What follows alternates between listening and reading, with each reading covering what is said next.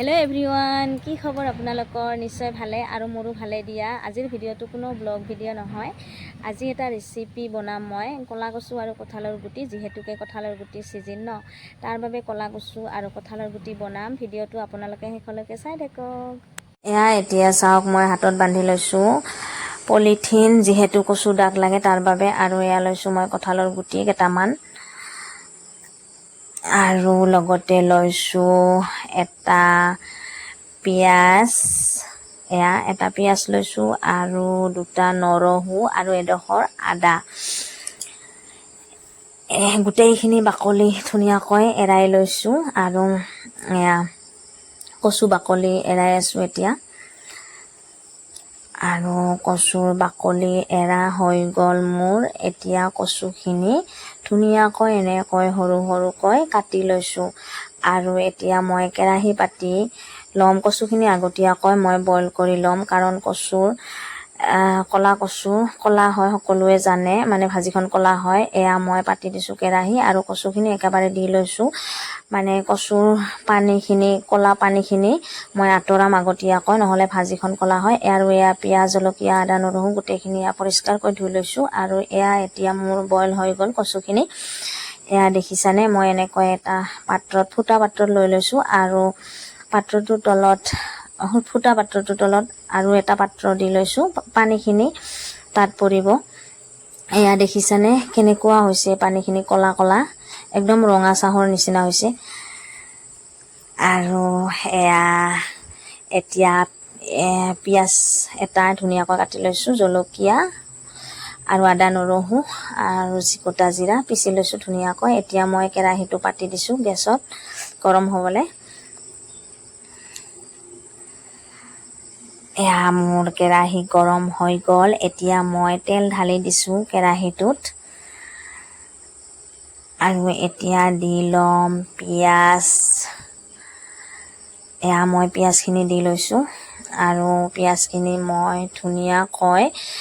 লৰাই ভাজি থাকিম কালাৰ অহালৈকে ভজা নোহোৱালৈকে এনেকৈ মই হেতাখনেৰে লৰাই ভাজি থাকিম এয়া মই এতিয়া এনেকৈ ভাজি আছো আৰু এয়া ভজা হৈ গল পিয়াজ দেখিছানে এয়া চাওক ভজা হৈ গৈছে এতিয়া মই কচুখিনি বইল কৰি লোৱা কচুখিনি কেৰাহীটোত দি লৈছো এয়া কচু এতিয়া মই দি লৈছো আৰু এতিয়া হেতাখনেৰে ধুনিয়াকৈ লৰাই ভাজি থাকিম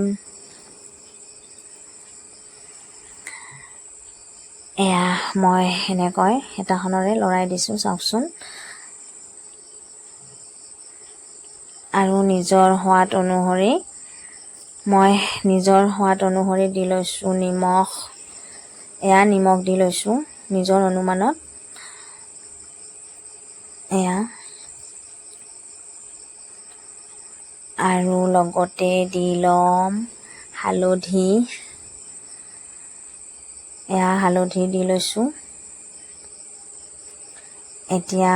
গোটেইখিনি ধুনিয়াকৈ লৰাই হেতাখনেৰে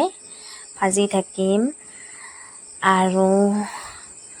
লগতে দি লম মই পিচি থোৱা মছলাখিনি এয়া মছলা গোটেইখিনি মই দি লৈছো জলকীয়া আদা নৰহু গোটা জিৰা গোটেইখিনি মই দি লৈছো এনেকৈ এতিয়া এনেকৈ ধুনিয়াকৈ হেতাখনেৰে লৰাই ভাজি থাকিম ভজা নোহোৱালৈকে এয়া এতিয়া মই ঢাকনি মাৰি দিম সিজিবলে আগতীয়াকৈ সিজাই লৈছোৱে কচুখিনি তথাপিও সিজিব লাগিব আকৌ এয়া পানী এৰিছে কচুখিনি ধুনিয়াকৈ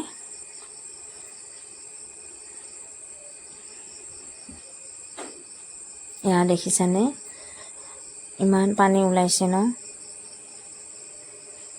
আকৌ ঢাকনিখন মাৰি দিলো যিহেতুকে পানী আছে শুকুৱাব লাগিব পানীখিনি আকৌ ঢাকনি আঁতৰাই দেখিলো আকৌ পানী ওলাইছে এয়া কচু সিজি আহিছে, কঁঠালৰ গুটিও ধুনীয়াকৈ সিজি গৈছে।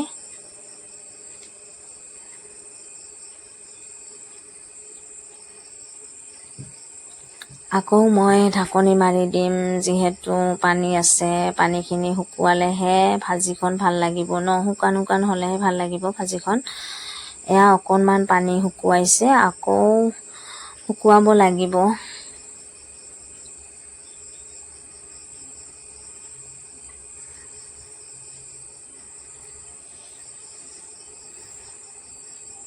এয়া শুকুৱাই আহিছে, ভাজিখন হ'বৰে হ'ল। এয়া লাহে লাহে ভাজিখন হ'বলৈ ধৰিছে।